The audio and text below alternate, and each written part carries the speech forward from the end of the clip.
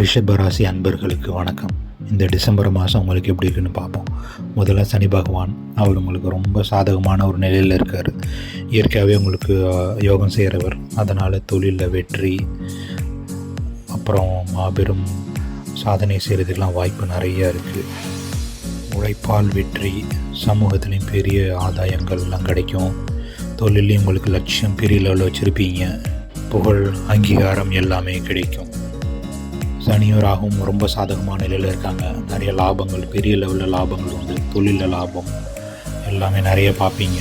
ரொம்ப நல்லா இருக்குது. குடும்பத்தாருடைய நல்ல உறவு முறை இருக்கும். மெயினாக கணவன் மனைவி உறவில் கொஞ்சம் ரொம்ப எமோஷனலாக ஈகோ பிரச்சனை, சண்டையெல்லாம் வர வாய்ப்பு இருக்குது.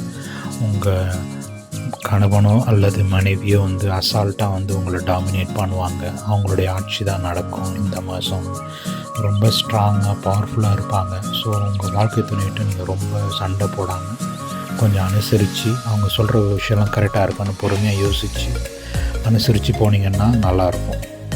படிக்கிற மாணவர்களுக்கு வீட்டிலேருந்து விலகி போய் வெளியில் தங்கி படிக்கிற மாதிரி ஒரு சூழ்நிலை அமையும். இது கொஞ்சம் அதிருப்தியும் இருக்கலாம் இதனால். ஆனால் உங்களுடைய புத்திசாலித்தனம் நல்லா இருக்குது. போட்டித் தேர்வுலாம் நீங்கள் ப்ராக்டிஸ் பண்ணி நீங்கள் கண்டிப்பாக ஜெயிக்கலாம். காம்படிட்டிவ் எக்ஸாம்லாம் நீங்கள் நல்லா ஸ்கோர் பண்ணி ஜெயிக்கிறதுக்கு வாய்ப்பு இருக்குது. ரிசர்ச் மாதிரி விஷயங்களெல்லாம் நீங்கள் போனாலும் நீங்கள் ஈஸியாக ஜெயிச்சிருவீங்க. அதில் முயற்சி பண்ணலாம். வேலை செய்கிற இடத்துல ப்ரொமோஷன், வெற்றி எல்லாமே உண்டு. சொந்த தொழில் செய்கிறவங்களுக்கு லாபம் நிறையாவே வரும். உங்களுடைய ஆசைகள் நிறைவேறும். உங்கள் நெட்வொர்க்கிங் பெருசாகும். அதன் மூலம் மேலும் லாபத்தை நீங்கள் பார்ப்பீங்க. உங்களுக்கு வலுவான செல்வாக்கு வரும். எல்லாமே நல்லா தான் இருக்குது.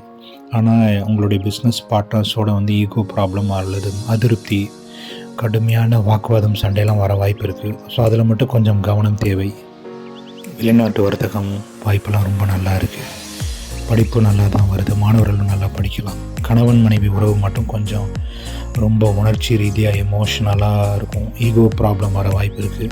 அதை மட்டும் தவிர்க்கிறது நல்லது.